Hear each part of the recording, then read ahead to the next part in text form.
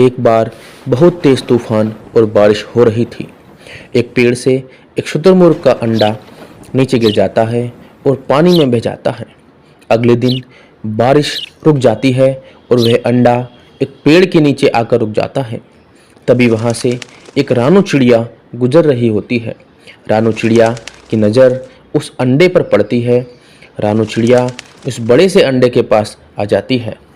अरे ये अंडा किस पक्षी का है? ये अंडा तो बहुत बड़ा है। इस अंडे को कोई न कोई दुष्ट उल्लू खा जाएगा। क्यों नहीं मैं इस अंडे को अपने साथ ले जाऊं? ये कहकर रानू चिड़िया वहाँ से उस बड़े से अंडे को लेकर अपने साथ ले आती है और अपने दोनों अंडों के साथ उस अंडे को भी रख देती है। कुछ दिनों के बाद इन तीनों अंडों में से बच्चे निकलते हैं। एक शुतुरमुर्ग, एक चिड़िया और एक चिड़ा निकलता है। रानू चिड़िया बच्चे का नाम रिंकी, टोनी चिड़ा और शुतुरमुर्ग का नाम कालू रखती है। अरे वाह, मेरे तीनों बच्चे बहुत सुंदर लग रहे हैं। मेरे प्यारे बच्चों, तुम्हें बहुत भूख लग रही होगी। मैं तुम तीनों के लिए अभी भोजन लेकर आती हूँ। अरे रानू चिड़िया, मैंने सुना है कि तुम एक शुतुरमुर्ग के बच्चे को पाल रही हो। शुतुरमुर्ग हमारे दुश्मन होते हैं। मैंने सोच लिया है, मैं कालू शुतुरमुर्ग को पाल पोस कर बड़ा करूंगी। कुछ दिनों के बाद में वे बच्चे थोड़े बड़े हो जाते हैं। उन तीनों को उड़ना भी अब आ जाता है। अब रानू चिड़िया की तबीयत अक्सर खराब रहने लगती है।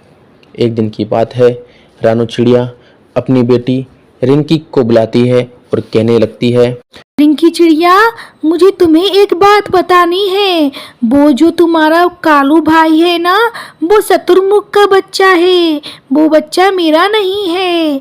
मम्मा, आपने हम सबसे बात छुपाई और आपने कालू शुतुरमुर्ग से भी ये बात छुपाई।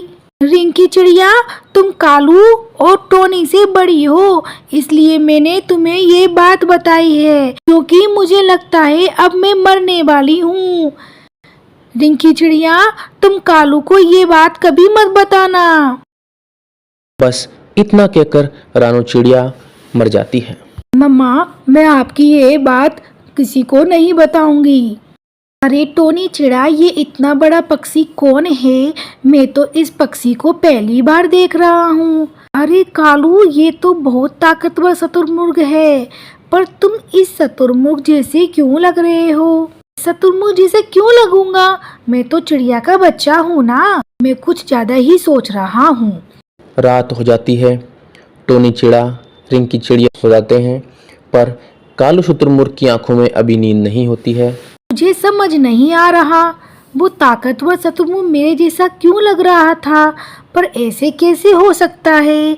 मैं तो एक चिड़िया का बच्चा हूँ, पर मैंने अपने आप को कभी देखा नहीं है। मम्मा कहती थी कि तुम जब भी अपने आप को देखना चाहो तो तालाब के पानी के पास चले जाना। मैं कल सुबह ही पानी के पास जाऊँगा।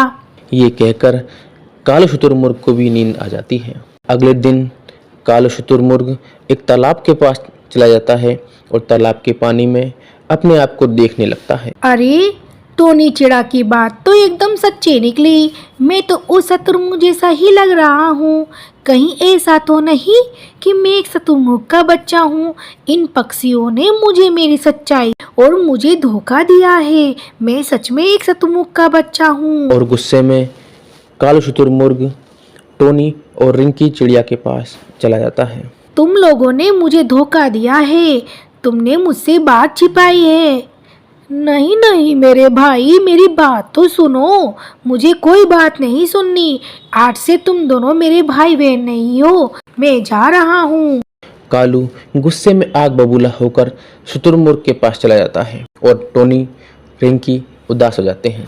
शुतुरमुर्ग अंकल, मैं इन शुतुरमुर्ग में से किसी एक शुतुरमुर्ग का बच्चा हूँ, परंतु जंगल के पक्षियों ने मुझे पाल पोस कर बड़ा किया है और वो कहते हैं कि मैं उनका बच्चा हूँ, लेकिन मैं जान गया हूँ कि मैं एक शुतुरमुर्ग का बच्चा हूँ।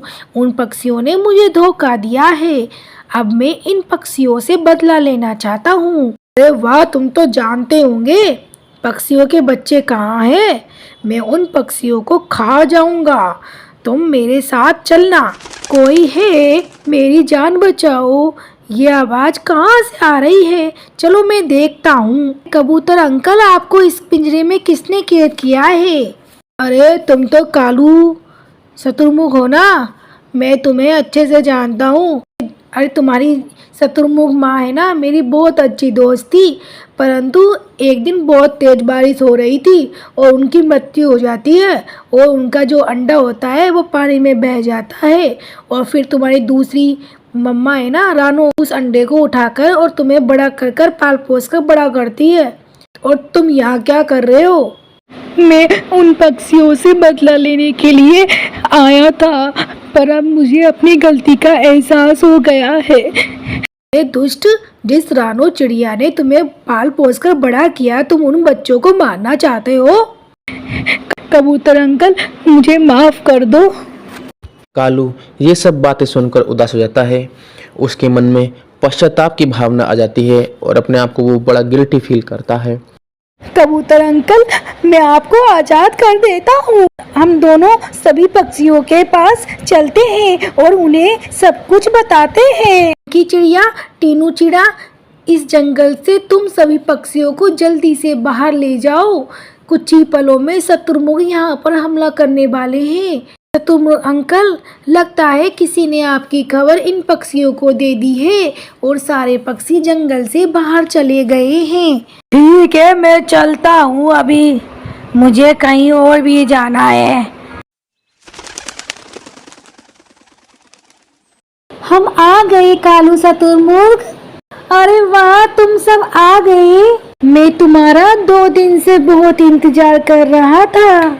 कालू शत्रुमुख, तुमने हम सबकी जान बचाई है। हम तुम्हें धन्यवाद देना चाहते हैं।